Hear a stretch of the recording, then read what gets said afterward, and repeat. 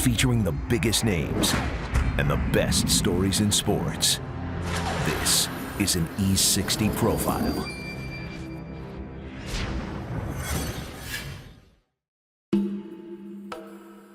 This is Calvin Johnson.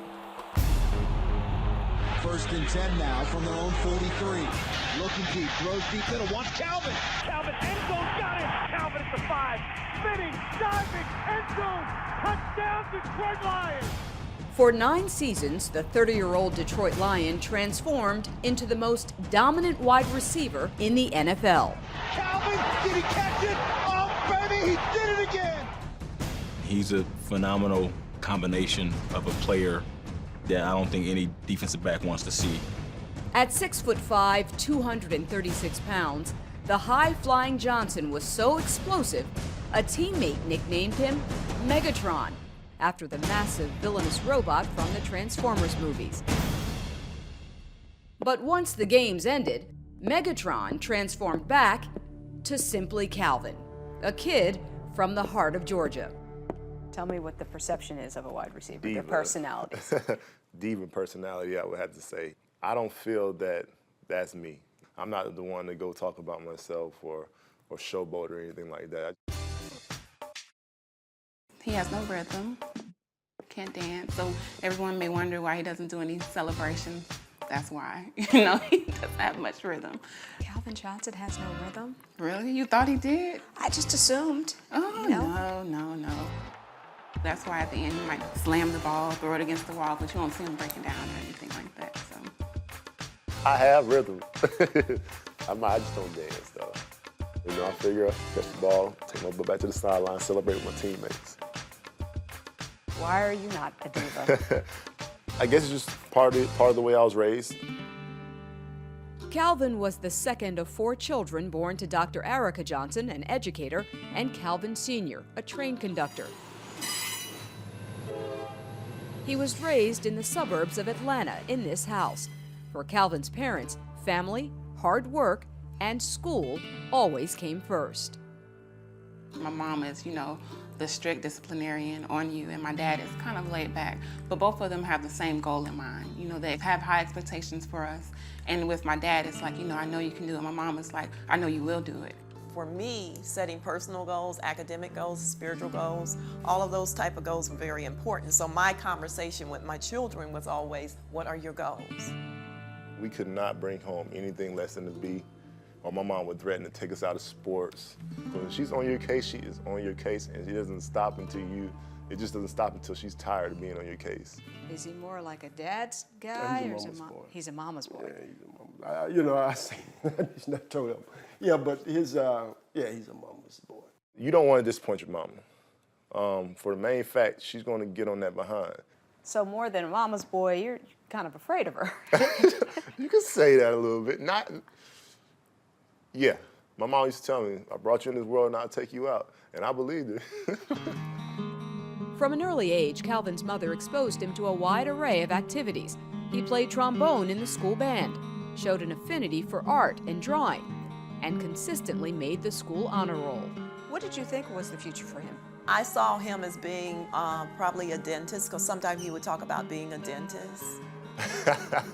I remember when I was little, I did fall in love with dentistry. I do remember that. Calvin was also drawn to sports. His mother signed him up for baseball at the age of 4, and by grade school, he was a standout, although it was a different sport that caught his eye. Leaving baseball practice, I used to always see kids in the football pads, and I wanted to be a part of it, but she wouldn't let me play. I had a grandmother that always told me, she would always say, your kids shouldn't play football, they'll hurt themselves. Boys should not play football. For 8 years, Calvin was only allowed to play organized baseball. Then at age 12, he got a class assignment that changed everything.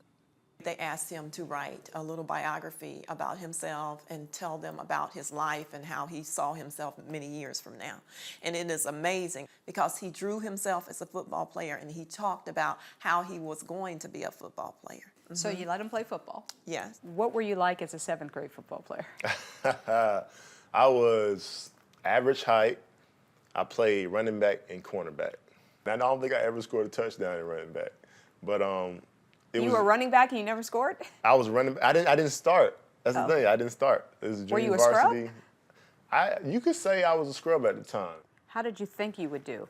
I had no clue. You know, one, I looked awful because my mom bought me the worst cleats. She wanted me some offensive lineman cleats. But, you know, it was more than that. You know, it was kind of scary because I didn't like getting hit at first because I just started playing. I didn't understand that it would hurt so bad.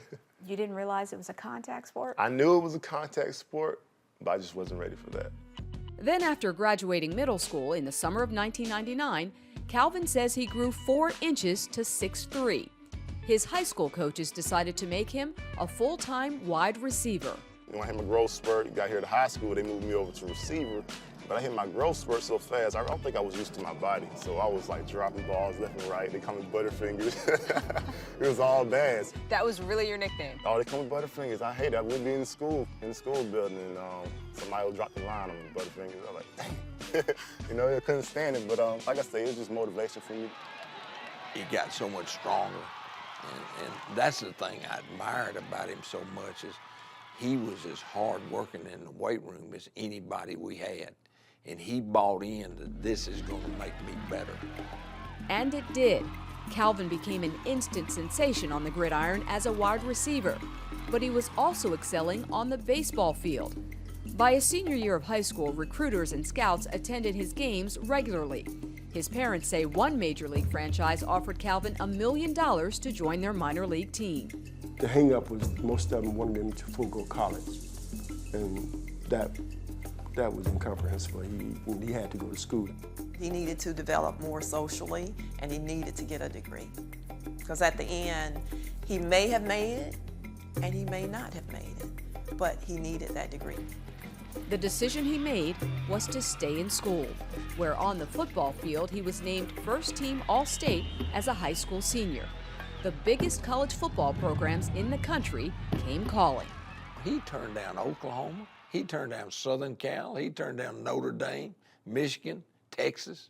He turned them all down. He didn't even go visit. I'm a Georgia boy through and through, and I'm a family guy, and I wanted for my family to be able to see me play.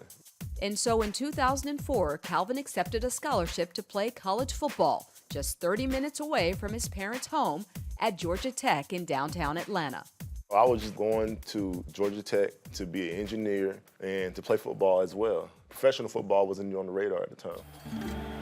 September 11th, 2004, just the second game of Calvin's collegiate career. Georgia Tech is taking on nationally ranked Clemson in Death Valley. Down by 10 with 1 minute and 50 seconds left in the game, Calvin Johnson scores his second touchdown of the night. Georgia Tech gets the ball back with 11 seconds remaining and down by 3. Sets, throws, Johnson's there. It is touchdown! Touchdown! Calvin Johnson, and the legend is born! What were you thinking? I wasn't thinking. I was jumping up and down. I was sprinting to my sideline. At the time, it's the most satisfying thing that's happened to me, probably in my life. Cannot stop number 21. By the end of his junior season in 2006, Johnson had become Georgia Tech's all-time leader in receiving yards and receiving touchdowns. Got a man open. Johnson, touchdown, Georgia Tech. He also won the Biletnikoff Award for the best college wide receiver in the country. Scouts projected he would be a top 10 pick in 2007. Touchdown, Georgia Tech. If he left school as a junior. He came to me and he said, "Mom, I think I want to go in the NFL draft." And I said, "Are you sure?" And he said, "Yes." That was tough. One, for the main reason I went to Tech to get my degree. It wasn't cut and dried like it is with a lot of guys who might be the first or second pick in a draft. It wasn't the money. It wasn't the limelight. It wasn't the opportunity of even getting hurt, maybe. It was the education. And that tells you a lot about that family and a lot about him. I thought about it and I said, well, he can always come back and finish his degree, which he promised me that he would finish his degree. And it was something he wanted to do. So I said, okay, go for it. On April 28, 2007, Calvin Johnson was selected second overall by the Detroit Lions. So all this talk I'm hearing about getting my degree, getting my degree, getting my degree. And then boom, the first chance you have to get out, you're gone. Right? That's What happened to all the happened. talk about That's what happened. college and the education, the engineering? Man, it was a tough decision. When Johnson arrived in Detroit, things got even tougher. It was his rookie season. He was 21, and the Lions stumbled to a 7-9 record. I can't even lie, when I first got there, I did not like it. I was so homesick. I've never been homesick. I was homesick. You've never been homesick because you never left home. That's why. Well, you're right. You're right. I was definitely homesick, man. Were you calling home all the time? Yeah, I talked to my folks all the time. It got me through. The following year, in 2008, things got even worse. Detroit went winless. The record books will show that the 2008 Detroit Lions are the first team in NFL history to go 0-16. That was rough. That's why we went to every game. I mean, we followed him the whole season. And you almost felt like you needed to be there. We would always show up, and when we can, we would go to the back of the stadium after the game and see him on the bus and things like that. That's huge. To have my mom and dad there for every game, you know, it's that support system. That's another thing that's a motivating factor, you know. Not all negative things have to be motivating factors. You know, that's one of the great positives that's in my life that keep me going every day. Following the 0-16 season, the Detroit Lions selected Matthew Stafford with the #1 overall pick in the 2009 NFL Draft. With the arrival of Stafford, Johnson finally had the quarterback he needed. On the field, everything changed. I think we make each other way better. He makes me better, I make him better. He makes our team better. He changes a lot of things for us. In 2010, Johnson was selected to his first Pro Bowl. The following season, 2011, he scored 16 touchdowns and led the league in receiving yards. He also led Detroit to its first playoff appearance in more than a decade. He's unbelievable, especially, you know, with that size. I mean, he can run. So I have a lot of respect for him. He's #1 in my book. March 14th, 2012. Johnson signed an 8-year, $132 million contract extension, making him the league's highest-paid receiver. And guess who negotiated the contract? Calvin, he may read a contract, but I read it in detail. Even though his agent reads it, someone else needs to read it too, from the perspective of protecting your child. What did that mean to you, that she was doing that for you? Not a lot of mothers are out there reading athletes' contracts. I know, it's crazy, but you know, it just makes you work that much harder. You know, it makes you view things from a different perspective. You know, you can't just do everything for yourself. You can't do something boneheaded and think it's just going to affect you. It's going to affect the whole line of people, including your family, most importantly. 2012, the first season of Johnson's new contract. He sets an NFL record with 8 consecutive games of 100 or more receiving yards.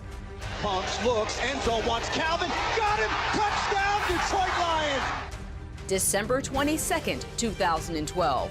Johnson is 181 receiving yards from Jerry Rice's single-season record.